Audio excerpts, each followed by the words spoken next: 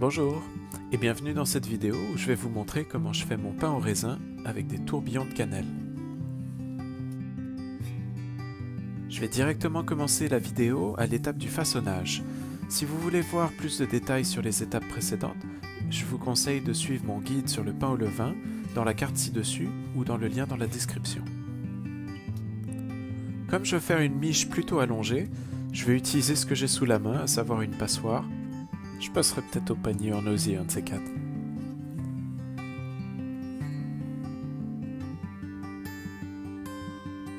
Je vais utiliser comme d'habitude la farine de riz sur mon linge.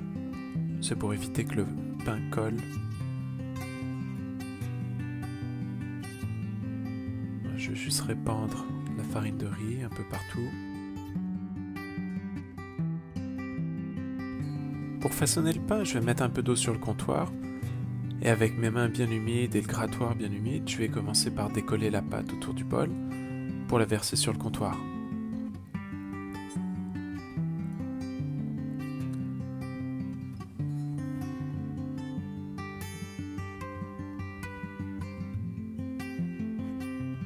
Je trouve l'eau comme ça sur le comptoir beaucoup moins salissant et aussi un peu plus simple à manipuler parce que la pâte que je fais est très collante. Et si j'essayais de mettre de la farine, ça me prendrait vraiment beaucoup de farine pour que la pâte ne me colle pas aux mains.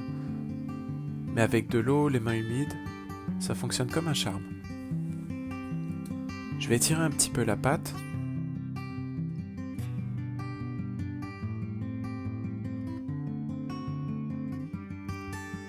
Jusqu'ici, toutes les étapes sont identiques à mon guide pour le pain au levain. J'ai fait exactement la même recette.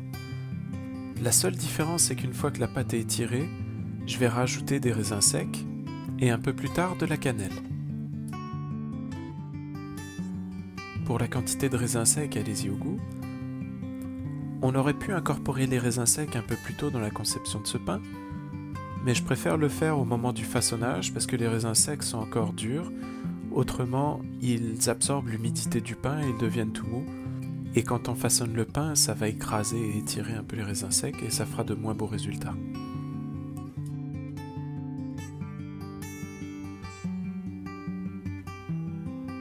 J'ai mouillé un peu mes mains et là je fais un premier pli.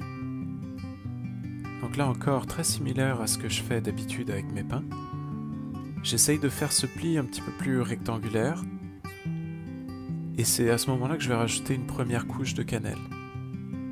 Donc je saupoudre bien et à la main je vais étaler la cannelle pour que ça fasse une couche un peu plus large et consistante de cannelle.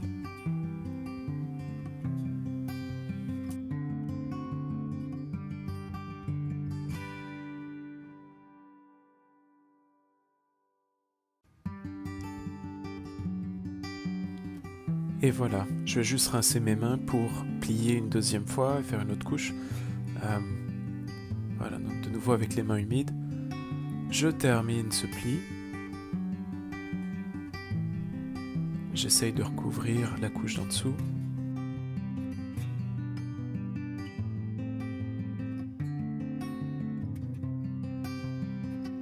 Et je vais rajouter une deuxième couche de cannelle.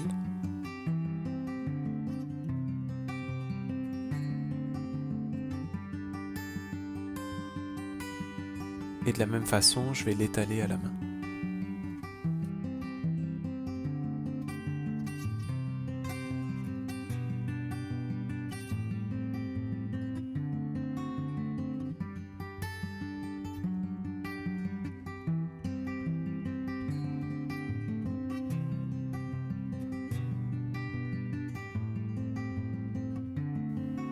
Je vais me rincer les doigts une dernière fois pour ne pas mettre de la cannelle partout.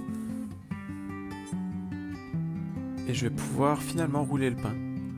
Donc c'est la même technique que je fais d'habitude pour mes pains en boule. Sauf que cette fois-ci, lorsque je roule le pain, je ne vais pas le façonner en boule. Je vais juste fermer les côtés ensemble et je vais juste tirer le pain d'avant en arrière pour tendre un petit peu plus la surface. Mais je vais pas le tendre sur les côtés, je vais juste le laisser en forme allongée comme ça pour faire un pain un petit peu plus allongé. Si j'ai choisi une forme allongée, c'est pour me souvenir où sont les tourbillons de cannelle à l'intérieur du pain.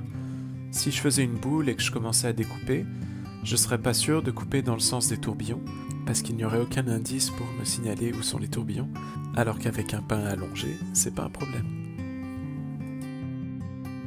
Voilà, j'étale un petit peu de farine de riz sur la surface, c'est pour m'aider à prendre le pain et à le mettre dans le contenant.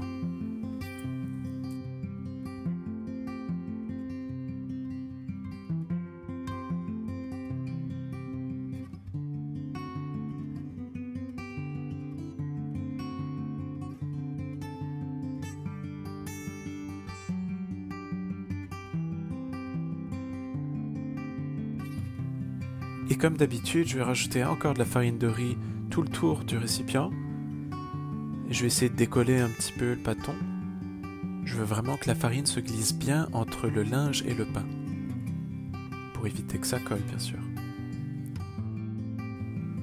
Je dirais que sans équivoque, cette recette de pain est la préférée de la famille. Il faut que je retienne les enfants de manger tout le pain, autrement ils en mangeraient à tous les repas et toutes les collations. Il faut que je prive mes enfants de pain.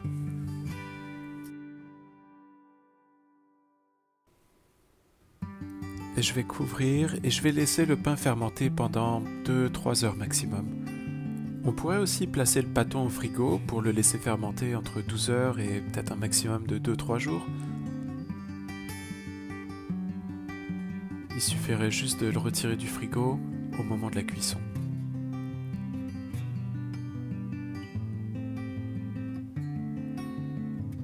Je place le pâton sur un papier parchemin, papier sulfurisé.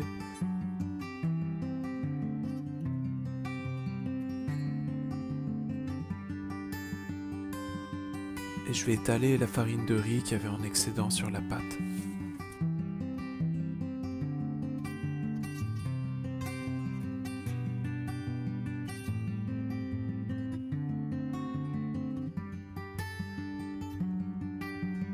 Et pour la scarification, je vais faire une petite coupe simple avec un petit motif. Comme d'habitude, aux 2/3. Je fais une longue incision dans la pâte. 2 cm de profondeur. Et je vais faire un petit épi pour la forme.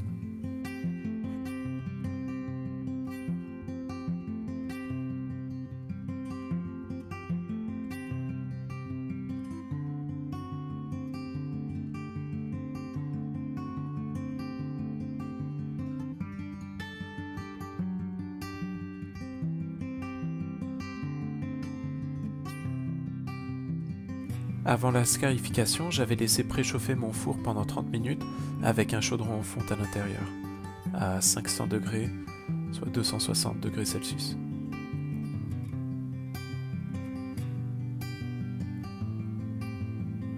Et maintenant pour la cuisson du pain, je vais mettre le couvercle du chaudron et je vais laisser chauffer pendant 25 minutes à peu près à 500 degrés, soit 260 degrés Celsius.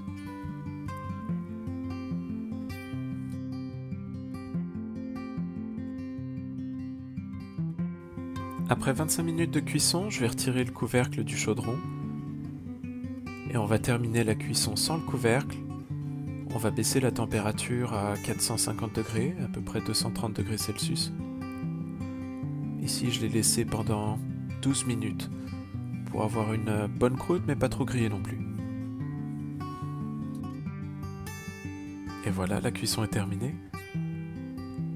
Le pain au raisin sent particulièrement bon. Et les enfants le savent tout de suite quand je fais du pain au raisin, car ça remplit la maison d'une bonne odeur.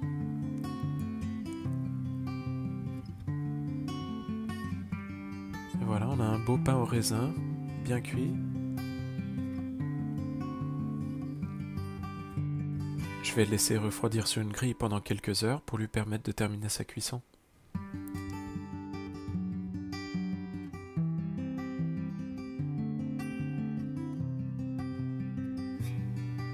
Et là, c'est le moment tant attendu. J'ai un pain qui a bien levé.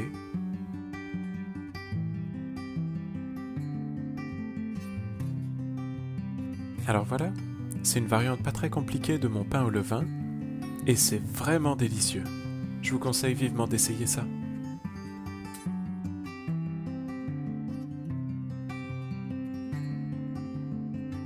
Voilà de beaux tourbillons de cannelle.